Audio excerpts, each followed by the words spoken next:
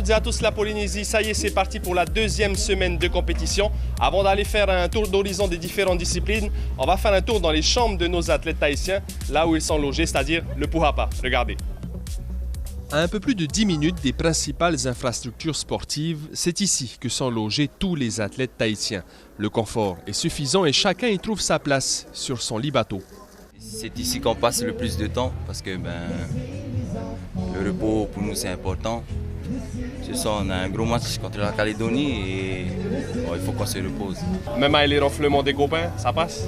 Bon, on essaie un peu de mettre les écouteurs pour que les ronflements ne passent pas dans les oreilles, mais sinon ouais, ça passe. Entre nous, c'est qui ronfle le plus fort?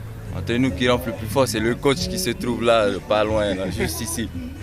En plus, il est au milieu, il est au centre de la salle, du coup, tous les joueurs entendent. Ce week-end, les athlètes de la première semaine ont passé le témoin à ceux de la deuxième semaine. L'athlétisme tahitien, par exemple, vient d'arriver et certains, comme Toumatei Dauphin, prennent leur marque. Un gros avantage, c'est que quand on est dedans, on n'entend pas les jeunes faire la bringue dehors. Très gros avantage. Donc du coup, sinon, à part ça, tout se passe vraiment bien. Dans les chambres des filles, l'ambiance est toujours au beau fixe, comme ici, chez nos basketteuses. Au départ, j'avais un peu d'appréhension avec tout le monde en fait dans cette grande pièce. Mais voilà, chacun a pris son rythme et on se respecte, donc ça va, c'est bien. C'est laquelle des deux sœurs qui ronfle? Celle-là, celle qui est en haut là. Chaque jour, Jean-Claude veille à la bonne santé des footballeurs, mais pas que. Là, le COP m'a demandé de m'occuper de tous les straps, tout ce qui concerne les strappés, les genoux, chevilles, tout ça. Donc, c'est ici, il n'y a aucun qui s'est strappé. Alors, je m'occupe un peu de tout. Même masser, s'il faut masser, je masse. C'est Tahiti, c'est pas autre chose. Il y a beaucoup de travail alors? Oui, beaucoup de travail, jusqu'à 11h du soir. Et cette semaine, ce sont donc près de 240 athlètes du Fénois qui sont logés ici. Une deuxième semaine qui débute avec la signature d'une convention entre pays et territoires francophones. Tahiti, Calédonie, Wallis et Futuna et le Vanuatu.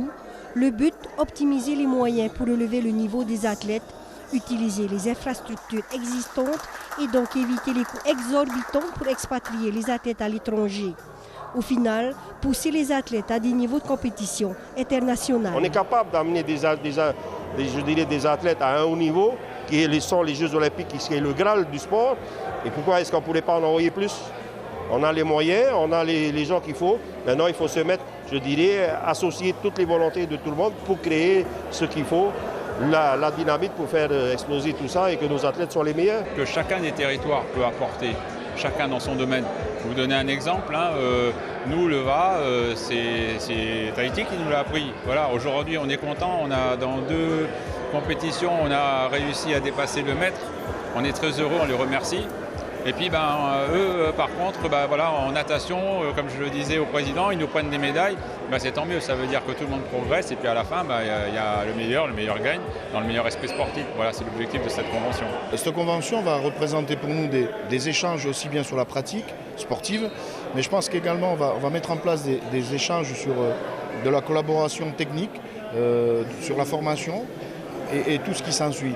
Donc cette convention, ça va être un petit peu la pierre angulaire de ce qui va se mettre en place et ce qui va se développer à travers et entre nos territoires francophones. Cette nouvelle semaine, on n'entend pas moins effectivement des autres, en fonction des résultats qu'ils nous ont annoncés. Après, ce sera la surprise à la fin, la bonne ou la mauvaise surprise. Mais on n'en entend pas moins l'essentiel. Pour avoir fait le tour dans la première semaine, sur pratiquement tous les stades, j'ai pris conscience que chacun était venu vraiment pour s'exprimer, pour aller au fond d'eux-mêmes.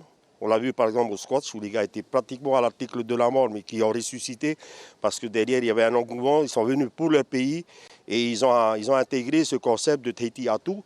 C'est quand même fantastique de voir des coachs, de voir des joueurs lancer le cri de guerre au moment où ils en ont le plus besoin. Donc de ce côté-là, c'est très satisfaisant, je leur fais confiance énormément. Ils n'ont pas arrêté de se préparer et aujourd'hui ils le mettent en application. À la boxe, on m'annonce une dizaine de médailles d'or. Rémi Rossi à lui seul rapporte 3 médailles d'or pour cette première semaine de compétition. Le badminton a créé la surprise avec ses résultats. Une belle revanche pour la discipline qui n'a bénéficié d'aucune subvention cette année. Les conditions sont vraiment pas faciles ici. Là, il y a du vent, ça glisse un peu le terrain et tout. Et du coup, faut vraiment être point par point, pas rien lâcher. Et puis du coup, c'est ce que j'ai fait. Et je gagne largement, donc ça fait plaisir. Rahiti DeVos décroche la première médaille d'or pour Tahiti avec en prime un record des Jeux pulvérisés pour les 1500 mètres en nage libre. Tahiti ramène l'argent chez les femmes et les hommes. En finale, les Tahitiens se sont inclinés face à l'Australie, 3e mondiale, mais n'ont pas démérité. Chez les femmes, elles ont eu un peu plus de mal à s'imposer face à Vanuatu. La fatigue des Tahitiennes s'est faite ressentir lors des finales et termine avec un score de 2-7-1. Il fallait tout donner, c'est le dernier match. On a travaillé pour arriver là et voilà, on est un peu ému parce que c'est fini, mais contente du résultat quand même. Ouais, on pas passé loin, hein. Ça a été chaud quand même. Hein. Les résultats, on avait joué, on a eu la 2e place. Essentiel. Oui, content quand même.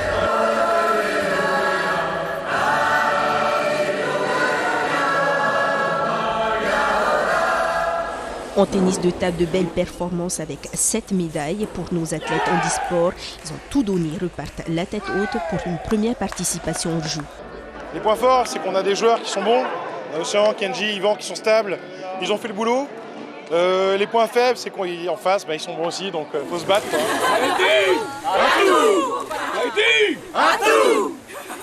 On est trop heureuse de cette victoire. On était vraiment unis avec les filles et notre remplaçante aussi. Donc non, les filles ont bien écouté les règles et les conseils des coachs. Donc félicitations à nous toutes. Les Tahitiennes auront sauvé l'honneur en Baha. Les courses finies, ils leur ont trophée nous avec 10 médailles d'or sur 12.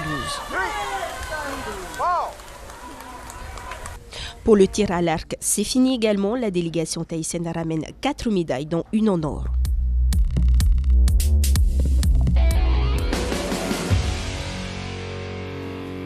Première journée pour l'athlétisme avec du décathlon pour les hommes.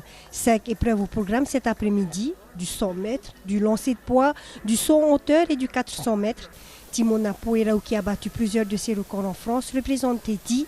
Ici, en saut en longueur, 6 mètres 11, 6 mètres 48 et enfin 6 mètres 82. Timona Poerao ne cache pas sa déception. Bon, ça ne s'est pas passé comme je voulais. J'ai quand même fait 6,82. Je vais sur des bonnes bases là. Mais bon, j'aurais préféré refaire 7 mètres comme en France, quoi. Le reste des épreuves, là je suis en forme et en même temps il y a un peu la haine de ne pas avoir fait 7 mètres. Du coup je compte bien répartir cette haine sur tout le reste des épreuves, quoi.